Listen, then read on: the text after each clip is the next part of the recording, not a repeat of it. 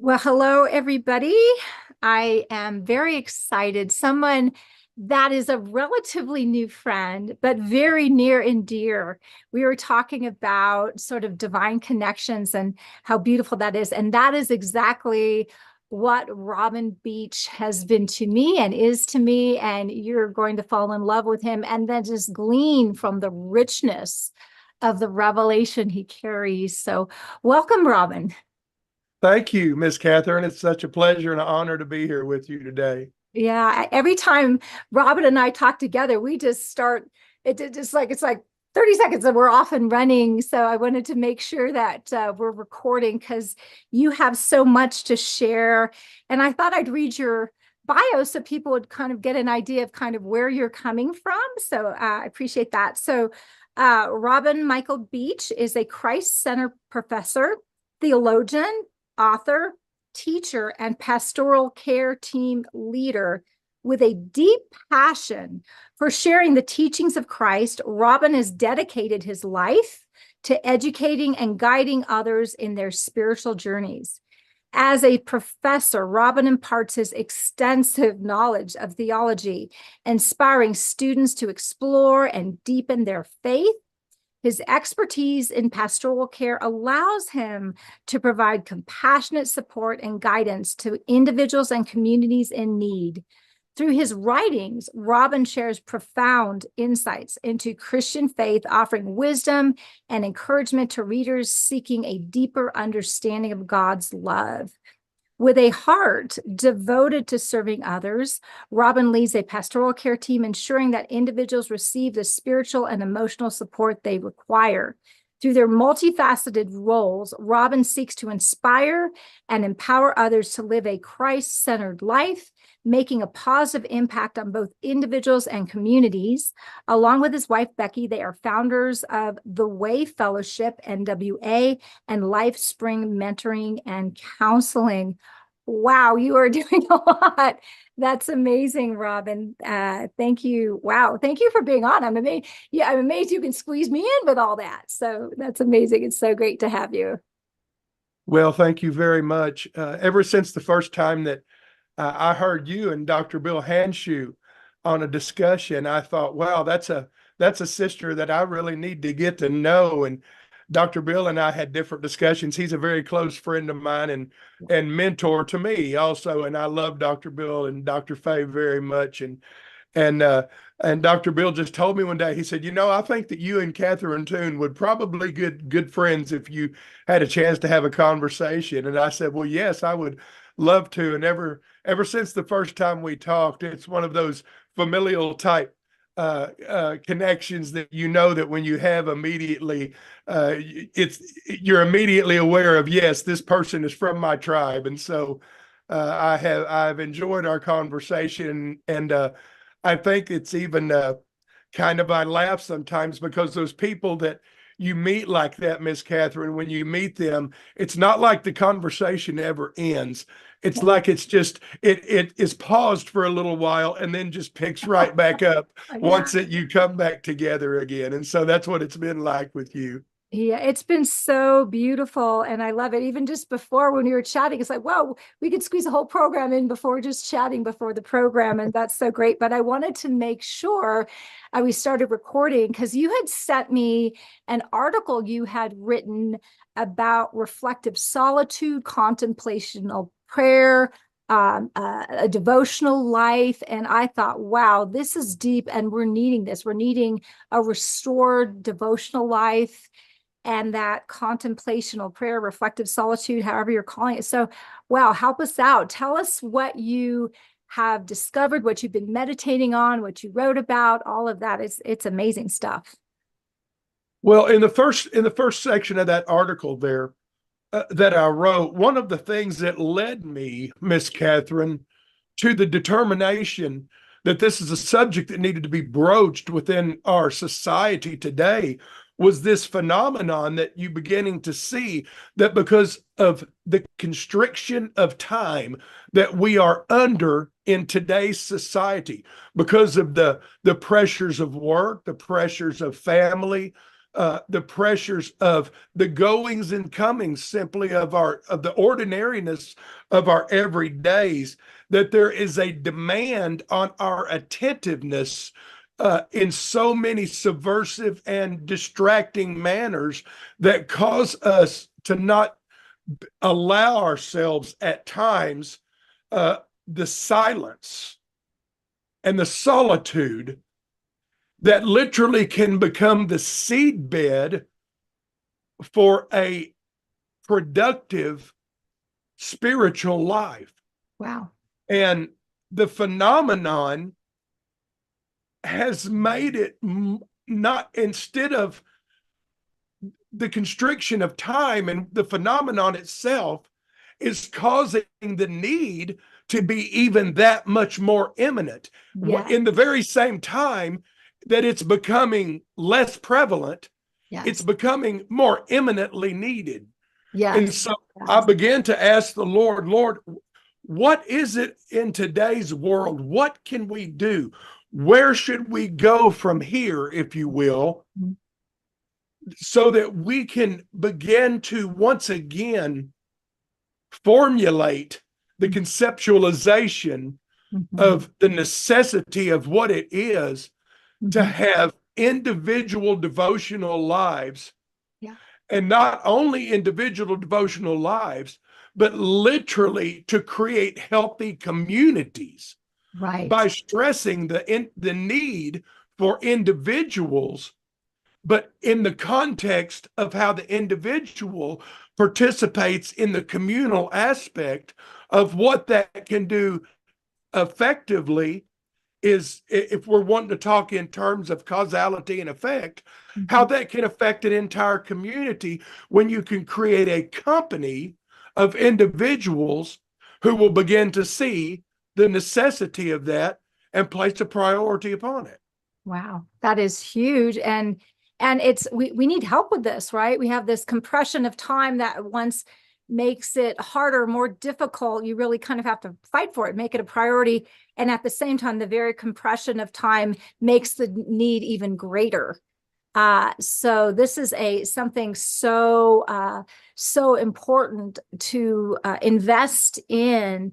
And so start to unpack to us what you mean by reflective solitude or contemplative prayer. What do you mean by that? Just for the people who may not be familiar with that terminology. So, one of the things that when I was young, Catherine, I think that it was commonplace I grew up as a Protestant evangelical. And one of the things that was so uh, prevalent when we talked about uh, our spiritual lives was prayer. And I was always taught as a young man that prayer was simply talking to God. Mm-hmm. But I wasn't taught that often, and I surely wasn't taught in a very profound way at all, that actually prayer doesn't begin with what we know of as supplication, Mm-hmm. but prayer begins in the sense of the father-son relationship. Prayer actually is defined to us in the word in what we know of as the prologue. John chapter 1, Mm-hmm. verse 1. In Yes. the beginning was the word, Mm-hmm. and the word was with God. Logos, word, with, pros, God, theos. Mm-hmm. Logos, pros, theos. Mm-hmm. And what that terminology literally means was that there was a communicative relationship. And that communicative relationship begins with God and the Word, or Father and Son as we know it. Mm-hmm. And so the Lord began to unpack this to me about how that contemplative prayer and what we understand And what I define as contemplative prayer doesn't begin so much with me speaking with God, but it begins with me making myself available to hear from God. Yeah, so good. So good. That's the arche, or the beginning. In the beginning Mhm, was the word. mhm, Well, the word was issued forth from the deep desire and the constituency and what we know of as the nature of God, mhm. nature of Abba. And it comes forth, it's issued forth, and is truly Him, part of His being. Yeah. But in the subsequent reality of what the Logos looks like, Mhm, of how we define Logos, mhm, Logos is the result of Theos. mm. So in our own lives, then, what we define as prayer and we define as our spiritual lives for so long, in what we thought of was defined by our own subjective idea. Yeah. Yeah. But what Abba is or not controlling, what Abba is bringing us back to, reconciling us to the fact, He, as originator Mhm, and creator, mhm, in that role, is once again giving us revelation to live within the understanding of His objectivism, so that our subjective experience is based on His objectivity, or mhm, His objectivism. In other words, what He knows to be true and real. mhm, And so, in that picture of God's objectivism and what it means to live a contemplative prayer life, mhm, I simply it's Isaiah defined it like this, Catherine. mhm. Incline your ear Mm. and come unto me. Yeah. Lean into what Mm. I have to say. Good. Good. Let every other voice. Paul said there are so many voices that have gone out into the world. No kidding. Uh-huh. So many. Hmm. And so many voices in our heads, right? Just we're very noisy inside. Yes. Hmm. Very noisy. Hmm. Hmm. But when we lean our ear into him, Yes. Yes. we make who he is, what he has to say, prominent in everything else. Or in other words, once again, we give him place back as creator. Not like that we had to give it to him, Right. but we allow ourselves to be seated Hmm. at that place of the right hand then. Yes. So it's kind of we're in our subject, because the objective truth is that he is that he's always speaking, always has stuff to say. He is the word, but we're so cluttered in our minds, we're not making space to hear what he always wants to say. So when people tell me that God's not speaking, I'm like, no, we're not hearing. And so the problem is in making that space. And I love that. That's the incline the ear. A lot of times I describe it as turning our affection to God. So where we're preoccupied with all these different things and all these different voices and just running hither and thither. Okay. Um, that's where our affection is going. And then we say, like, in the midst of all that, I'm pulling back and I'm turning my affection, I'm inclining my ear to the one who has something to say always that will be life-giving. But that requires me to go deep in myself and turn away from all the noise externally, but especially internally, so that I can incline, I can hear, and turn my affection and make that space for him, which is what does, it's really cool, because when you think about kind of what we're doing now, we're making space for this relationship and to share with one another. And so, which is beautiful. But this is what we need. We need to make space for God, who's always there, who always has stuff to share, and it is a discipline to turn away from the noise externally, internally, and hone in incline our ear, turn our affection, however it will, there's a lot of words we can use so Sure. that we can hear, because he has so much to say to us, and it's beautiful. Miss Catherine, one of the things that I think that if we would kind of once again begin to just shift the paradigm just a little bit. Mm-hmm. In other words, uh, like take yourself for instance. You're a mother. You have business you do. You're a wife. Community. You operate within your community. There's so many different roles that we carry. Mm-hmm. We carry many different hats. I do many different things. Mm-hmm. And what one of the ways that we can shift the paradigm, Miss Catherine, is I in thinking of myself as a father, a pastor, a mentor, a counselor, a community leader, all of the whatever else role that I fit in. What we've always done is we try to compartmentalize each one of those roles. Mm-hmm. Yeah. And then within the context of that compartmentalization, we begin to try to include God within each one of those. Mm-hmm. Yeah. What if we totally shifted that, put him back to author and creator? Mm-hmm. In other words, the taxonomy, instead of having a top-down paradigm, Mm-hmm. that we turn the triangle upside down and we have an upside-down pyramid, Yeah. and to where that he is the foundation of it all, Mm-hmm. and that everything that happens flows out of that. Instead of trying to include him in that, Right. we make him the author and the originator of, so that I'm not a father that has a relationship with God. Mm-hmm. I am a son of God, and I am and because of that, I am a father. Perfect. I am a son of God, therefore I am a mentor. I am a son of God, therefore I am a teacher. I am a son of God, therefore I am a husband.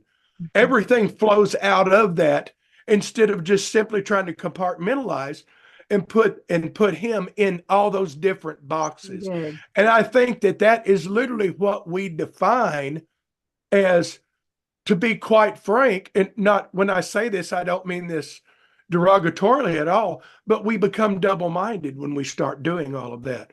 When we start trying to compartmentalize Mm-hmm. him in each one of those aspects, we kind of bind him to this comprehensibility. We try to put the incomprehensible God into this Right. static plate, if you will. Mm. And he's a dynamic being, and ever moving, ever living, ever being.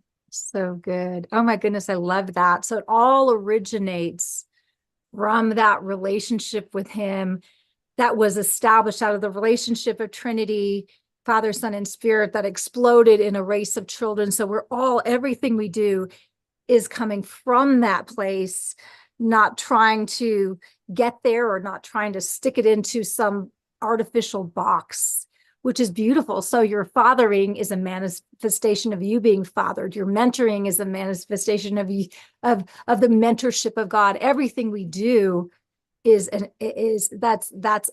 sourced in God, is a manifestation of that relationship where it comes from. That's amazing. I love that. That's so good. That's so life-giving and so dynamic. It is dynamic. That's the revelation, in Isaiah chapter 51. Mm-hmm. I'm just going to quote it if that's okay. Isaiah 51:1. It says, "You who pursue righteousness," or you who chase God, in other words, "look to the rock from which you were hewn." Yeah. Look to Abraham, look to your father, look to Sarah, the quarry from which you were dug. And one of the things that we began to realize was the revelation that Abram had that led to where we are today in faith. What we know of as faith was not that God was somewhere simply outside of his father's land, outside of his father's house, or outside of the place that he knew. but he was stepping outside. Really, what God was calling him to do was step outside the smallness of his own being at that moment. Just, in other words, everything that he thought, once again, his subjective experience up until that time had been to step out into a land that was broad and expansive and begin to see that no matter where he was, that God was there. Yeah. That's where he was, that Abba Father was in the middle of his journey. Yes. So literally, we always talked about have you ever noticed, Catherine, that it was called the land of promise or the promised land? Hmm. Hmm. And the thing about it is that we try to encapsulate that in a geographical location. Yeah. But what Father was actually showing Abram was that as soon as you step outside of yourself, you step into my promise. And it doesn't matter where that geographical location is. The land of the promise is the land that I have always called you to dwell in. And when we begin to understand that in these moments of solitude, when we are able to lay aside the distractions and the even the discomforts or the conflicting thoughts and the massive outpouring of need for our attention, when we're able to set that aside and come back to this singularity, the what we would say in theology is the monotheistic reality that there is only one true God, that Yeah. there's one, and Yeah. that he is all and in all and through all. Hmm. That when we begin to realize that, the complexities of life begin to melt away just like wax before the fire. That's what Psalm 68:2 is telling us. As wax melts before the fire, so will all of the everything that gives context to our reality literally just vanishes when we begin to see that there is one and he is the one and we are in him. And that's the reality of the theory of everything, if you will. Wow. Well, and the thing is, this is our starting place. We're not trying to get there. It's an objective truth that God wants us to experience subjectively, which is why making room in our headspace, in our all the in our being for the awareness of this oneness with God that's always there, out of which everything flows, is where things come into order. And it sounds like you were saying that with the complexities of life, there's a simplicity that brings peace and context and wholeness and meaning and life, uh, because it's not, it's the journey with him. So we never, you never try, you never get to go, you're already there. It's your starting place, it's your middle place, it's your dwelling place, it's your alpha, it's your omega, and every letter in between. And so that's our, that is increasingly an experiential reality, not just an objective reality, that we are called to experience. And this is what we're needing by this discipline. And there's some practicalities, like if I was saying, okay, I need to set a time to incline my ear, to turn my affection, however we're terminologists, for contemplative prayer, and experiencing what always has been true. So how would you coach someone through that, or uh, lead them through that? Just help us out here. So in my discipleship classes here at home, Mm-hmm. one of the things I teach is is and you used this terminology a while ago, space. Mm-hmm. So one of the things when we think about space, and you actually said it, Miss Catherine, when you talked about interior space, Mm-hmm. Yeah. interior world, right? Our Mm-hmm. interior life. Right. And So just like we have space that we inhabit in our home, Yes. one of the things that I teach is creating a room. The Bible calls it this, the secret place. Yay. The Hmm. secret place. Hmm. Now that secret place is the place that we might go in our house. We might find a place in our house, the closet, if you will. Right. Go into your closet, Right. right? The closet, if you will.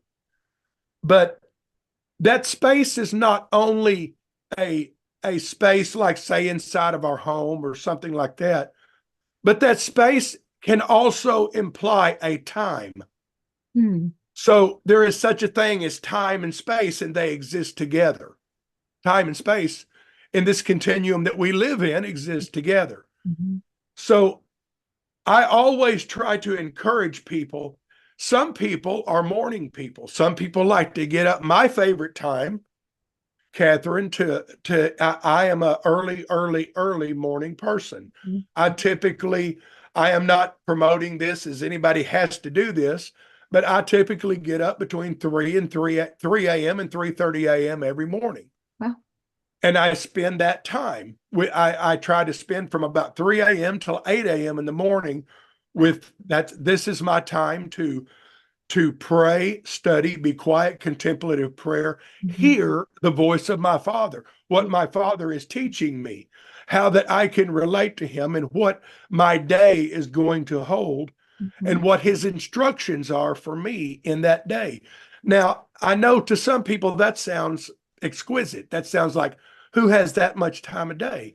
Well, not everybody does. And not everybody's going to want to get up that early in the morning per se. Sure. But I think the important thing to take the takeaway from that is that we make it a necessity that we have time Yeah. and space. Yes. It is the realm in which we inhabit. Hmm. We have been born into this world. We are not of this world, but Yes. we are in this world. So, being in this world, we have to act within the context of what that means, and that's within the time space continuum. Yes. So, to make this life a priority and to give it prioritization, it needs to encompass both of those things. It needs to encompass time and space. I have friends that are night owls that would rather wait till the children go to bed Right. at 10 o'clock at night and spend from 10 till midnight Hmm. Hmm. in their quiet time. Yeah. No matter what that time is, I always encourage, no matter when that is, make that place and that space has to consist of time Mhm. and space. Yes, yes, that's true. And it works in your life. So whatever makes sense, God is on the entire continuum of time and space. But when we make that a priority, and set that aside, we're able to partake of that and partake of what He has in the needs for the moment. Because a lot of the noise is coming from fear, is coming from unmet needs, is coming from whatever, and God addresses all of that. And so have you found as you've done that your mind is quieter? I mean, I know we're Absolutely. kind of leading you, but I'm just saying the benefits of that are manifold. So maybe you can speak Yes, to that. that's some of the things that I sent you in the article that I wrote per se. One of the most one of the most prominent and needful uh, benefits Mhm. of this is the renewing of our mind. It allows us to begin to align our thoughts with God's truth. It begins to allow us to see from it adjusts the lens of our vision so that the perspectives that we view our entire world from Yeah. begin to take on the conceptualization Hmm. that God has of that matter. Yes. When my perceptions are based simply and solely on what we would say natural leanings, or in other words, what I can touch, taste, see, feel, smell, Mhm. hear. When my perceptions are simply based on those naturally oriented uh, attributes and Mhm. traits, then my perception, or what ultimately leads to my conceptualization, can become uh, individualistically biased, Yes. prejudicial bias. Mhm. Mhm. But when I am able to look through the lens of agape, Yeah.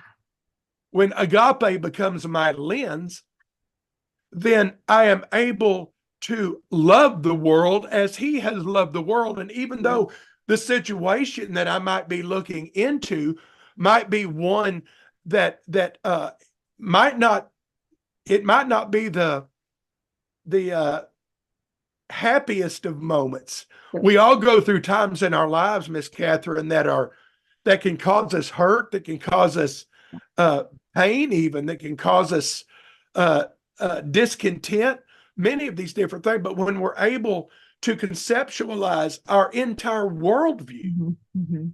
from the conceptualization of the lens of agape through Abba's love, that completely renews our thoughts and our minds. And then that leads us, obviously, to being strengthened in faith, strengthened in trust, and knowing that God's plan for our lives is not without purpose, that it's not null, it's not void, that there is an end to this matter, as he spoke to Jeremiah when he said, my thoughts for you are of peace.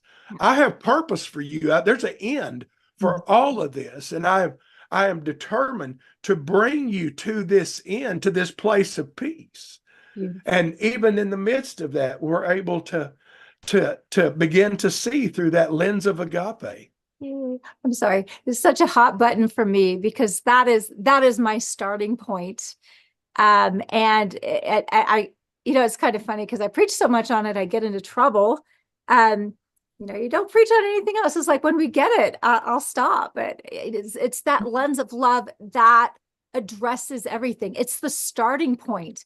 So there's nothing, because he is love. So there's nothing that is not inclusive in that. It answers everything ultimately. And so that's beautiful. And that's the only lens that sees 2020. Right. And so we're getting our lenses cleaned up, getting the pittedness out, whatever, the darkened, the blind, whatever, uh, healed and cleansed and all of Yes. that so that we can see. And then we can see one another, uh, the problems in one another, the world, the issues through that lens, and be an answer for the very things that ails humanity. You know, the scripture tells us, Catherine, that we've been given the ministry of reconciliation. Yes. And we know now through ever increasing revelation that it was God that was in Christ reconciling the world. It wasn't God didn't it was us that needed the reconciliation. Exactly. God was not holding the sins of mankind against him. No. God was reconciling us back to he was, in other words, the scripture said it this way: the enmity that existed between us and God was on our, that was us. Exactly. It was our That wasn't problem him. with God. That was us. Yeah, yeah, and it's still our problem. This is what needs to be healed, and absolutely, because God's heart is wide open, right? Wide open, and it never closes depending on our behavior, whatever, our brokenness, all of that. The more in darkness we are, the more we need that open heart. He's so available to us. It's the starting point, and it never changes, which is amazing. Yeah. So keep When on. the lens of that love Yeah. gets readjusted Mhm. back to 2020, Yes. like you said, Yes. when Yes. it gets readjusted back to 2020 again, the very thing Mhm. that would at one time have caused us to walk away from Mhm. someone or Mhm. to walk away from a circumstance because of derision or because of hurt Yeah. will literally, just like the eternal Son himself, it will send us to them. God so loved the world that he sent. Yeah. Yeah. That love sends it goes to the very place where that enmity exists, and it refuses the authority of that enmity. Absolutely. That's so good. It refuses to allow the enmity to bear the weight of authority in that conversation. Wow. So good. Now, if the enmity itself chooses to what, I can't change your opinion of me. I can't change someone else's opinion of me. But what I can change is my availability to that person. So God made himself available, and he's continually, by the Spirit of grace, making himself available to humanity. Because in that place where the enmity formerly resided, yes, now is the superior reality of grace, which carries the authority of union. And union always bears more weight. The Old Testament calls it glory, or the word that we know of in the Hebrew as kabod.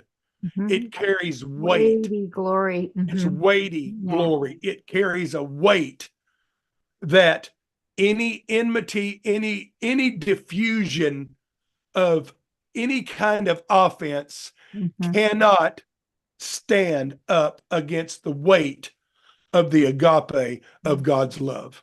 That's because that love never fails. Love never fails. Yes, exactly. Exactly.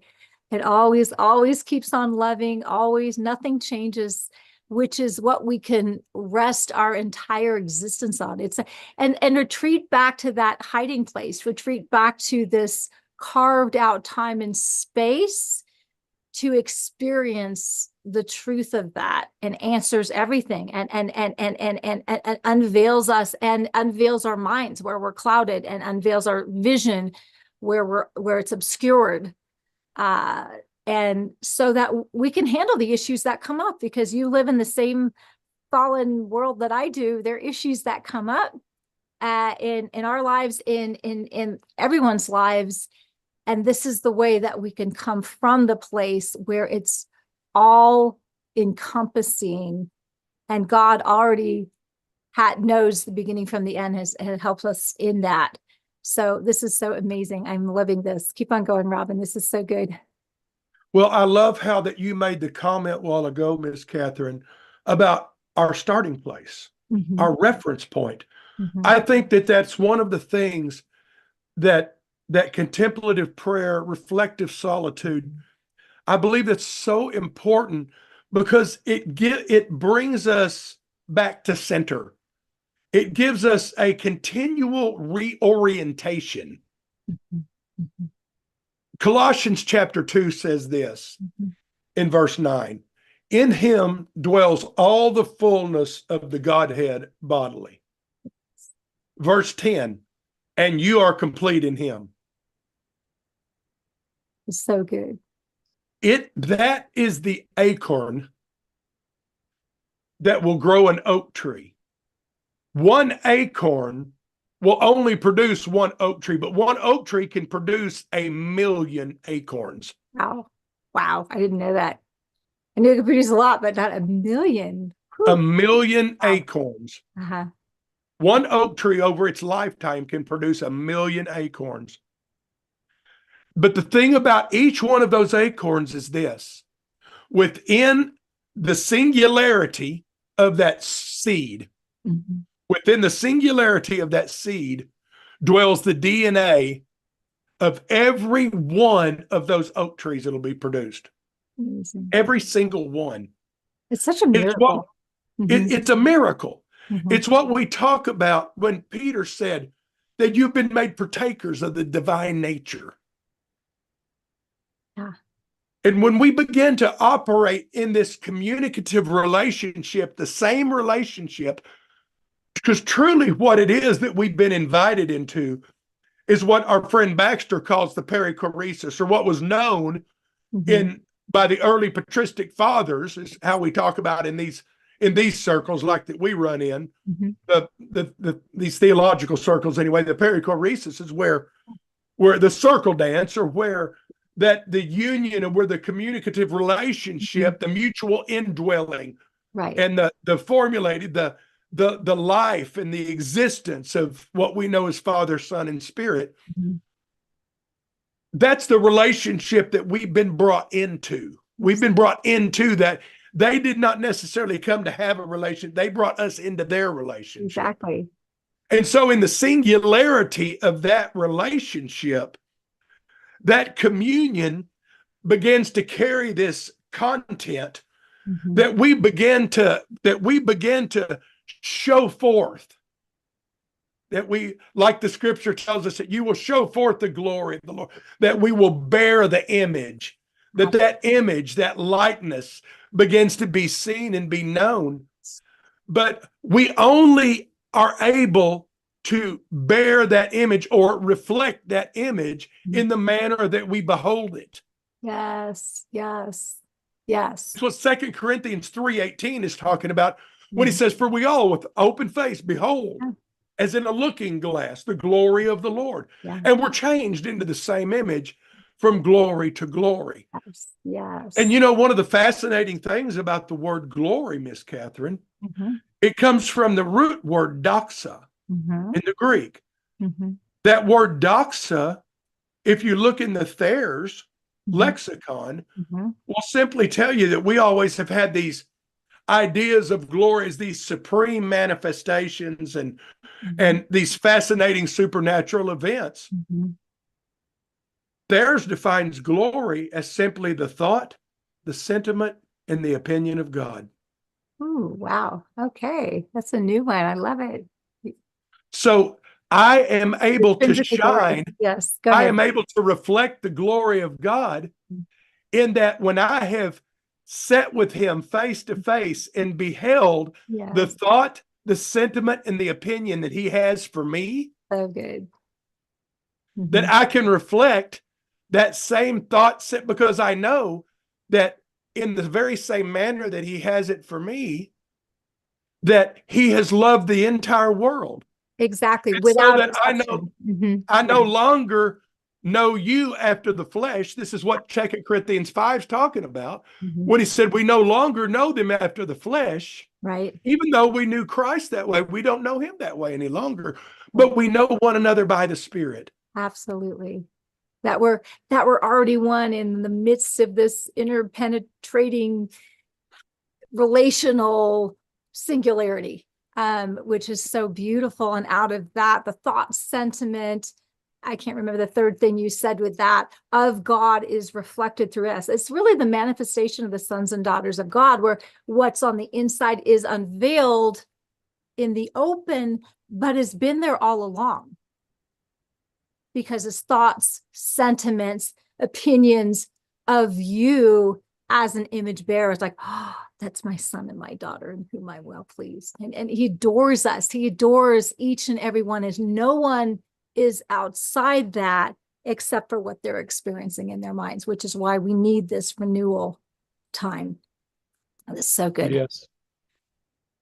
The Hebrew word for the word blessed, Miss Catherine, is the Mhm. word barak. Yeah. Barak. Mhm. One of the fascinating and one of the fascinating contents of that word that it offers us is that word means to kneel before. It, exactly. As in worship. Now, Mhm. when we hear what we call, a lot of people know the song that Carrie Job did called The Blessing, It's beautiful. Mhm. which is beautiful, right? Mhm. Mhm. The Lord bless you and keep you. Yes. Well, that is an Aaronic blessing that was given to the nation of Israel Right. hmm through the Aaronic priesthood. hmm And I transcribed that one time and shared it with some people. Mhm.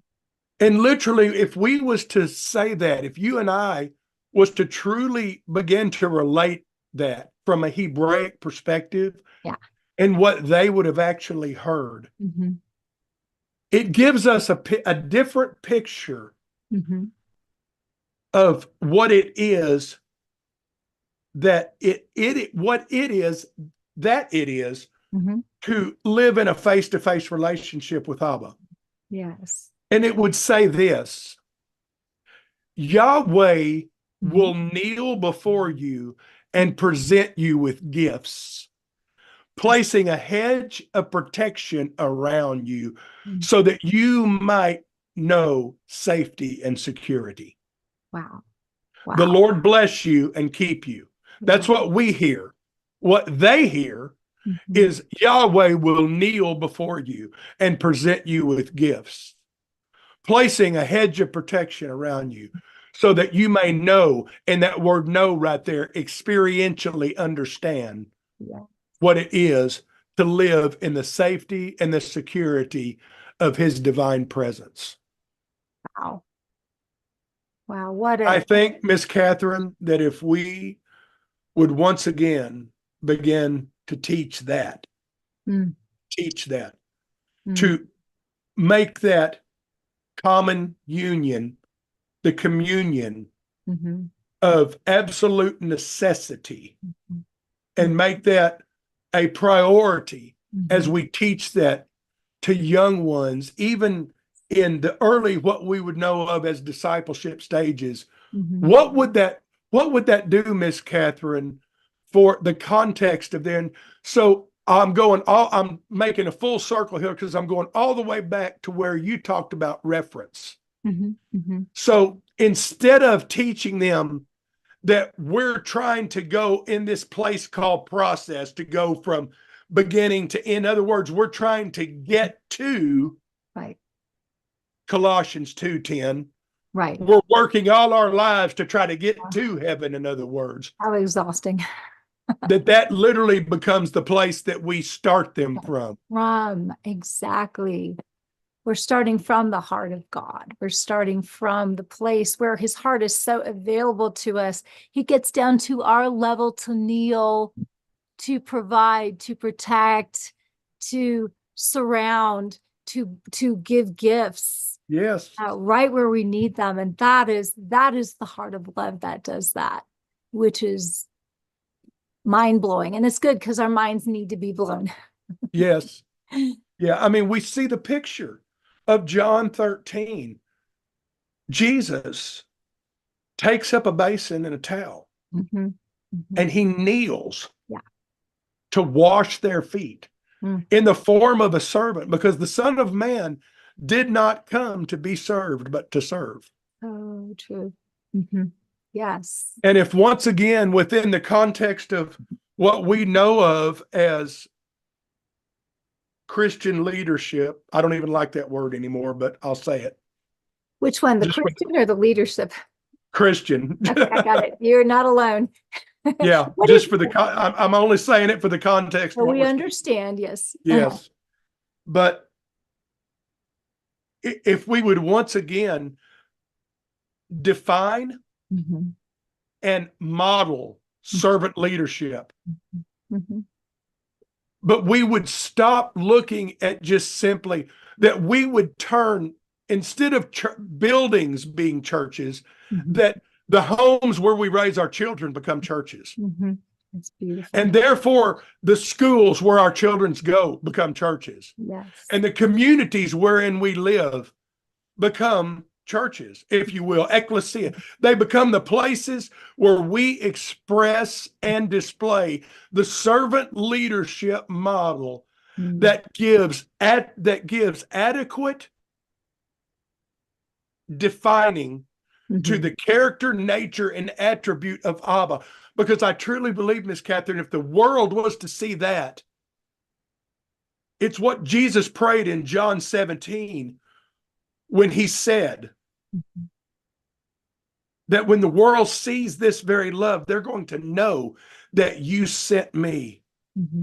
What if our entire paradigm of evangelism is shifted because our devotional lives become so fixated on the centrality of our individual relationship with Him that it's like tossing a rock in a pond and it becomes to be a ripple effect. And the love of Abba grows so deeply within the context of our community that instead of us going to try to talk people into joining our club, right? That people begin to see that. And just like in the beginning, they begin to say, what must we do to have that? Wow. Which is What so, must we do to be saved? yeah, yeah. So the paradigm of evangelism even changes. That when the love of Abba is so immensely seen and depicted so beautifully, literally it's like the light, the city set up on a hill, that people in the darkness are going, I want some of that. Yeah. Where I'm at compared to where you're at, this is not good, but what that is good. I want that. So good. That is so, and it's so true. It's like a new commitment I give you, that you love one another. By this, the world will know. The world will Like I said, know. we're famous for love, and that draws because it looks just like the one we're coming from, and actually they come from. They're actually, you're actually drawn back to their original source and original design, and it's beautiful. Wow, wow, this is so meaty and so good. Yeah, well, what else? How else we don't have a ton more time, but this is so good. So what else do you have, Robin? This is Well, oh, there's so much. I know, right? Uh, This makes you. I would say this, Miss Catherine. Mhm. There's some other places I would, maybe we'll get to that another time. I have some beautiful pictures that the book of Revelation depicts concerning the altar and what it is to what I call living before the altar, or becoming the living altar. Mm. Oh, beautiful. Becoming the living altar. Yeah, beautiful. What and let me say it like this. In the Hebraic mind, one of the altar of incense, what that altar represented, Miss Catherine, this smoke that goes up from the altar, that sweet savor, the smoke that goes up from the altar, literally, and we've missed this a lot in our culture because we're just not that familiar with that. Right, But right. what that represented and what they called it was literally, the smoke was the soul of the offering. Oh, it's beautiful. Wow, I haven't heard of that. How It gorgeous. represented Beautiful. the soul of the offering. Wow. And so what that represents is what Jesus was talking about when he was talking about us laying down our life or laying down our suke. And we always made that a thing of almost this dirge or this sacrifice of, I've got to die. And it had to be carry this horrific context to it. Heavy. Yeah. Yes. But what Jesus is telling us is that when you lay down, when you offer everything that you are in your present moment, you arise just like the smoke arises Yes. from the altar. You arise, or you ascend into a realm of greater reality. Wow. You ascend to a place of greater clarity, of more purposeful vision, of broader expanse of wisdom. There's so much benefit that when we give ourselves to this contemplative life, that affects us so much farther and so broader than just simply the time and the space that we allot for it. It's once again becomes the seed that grows and into it's what Jesus was talking about in Matthew 17 when he talks about the mustard seed. Mhm, mhm. Yeah. It's what he's referring to. Mhm, It looks small, mhm. but what it produces is vast. Beautiful. And this is what he's trying to get us to understand, that when we give ourselves completely, and when we give ourselves time and space to contemplative prayer, to hearing the Father, to knowing him, and living within the context of a face-to-face relationship, Catherine, it doesn't just affect me, it affects you. It affects my household. It affects my children. It affects my community. It'll ultimately affect a region, and it will ultimately, and has. We've seen it go on for 2,000 years. It Yeah. has affected the globe. Yes. It has affected the globe, Mhm, mhm. and it's not stopping. No. There is no stopping this. There No. is a continual, light is progressive. Mhm. Light doesn't stop moving. And this is the freedom that you can experience within the context of light. Yeah. It doesn't stop. Mhm. It knows no boundaries and it knows no end. And he's inviting us Mhm. by way of this contemplative life to Mhm. experience the place where time, space, and constriction exist no more. Wow.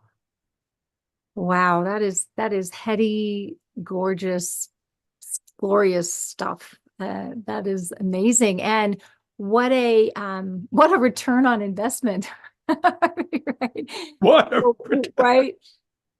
I mean, for the time that we have, that this is what everyone has access to, which is beautiful, through this discipline. Well, this is amazing. So I can't remember if you sent me the article in a link. I'm trying to remember how I accessed it. But if there's a link to the article, make sure that I get that so I can put it in the notes.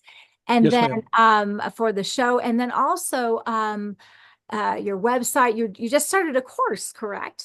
That an online course, which is amazing. Tell me about that so we can people can hear and partake It's of it what you're getting. yeah, it's part of Mighty Networks, Mhm. and it's the community that we're building. It's a discipleship training community and fellowship. Mhm. It has many different aspects to it. It's called The Way with Rob and Michael Beach. Mhm. And there will be ministerial courses on there, the live streams. I will have different featured speakers and teachers on there. So I'm not going to mention names yet. I'll release them. I'm sure I'll have this amazing lady named Catherine Toon that'll be on I there. am Uh, Count me out, sign me up.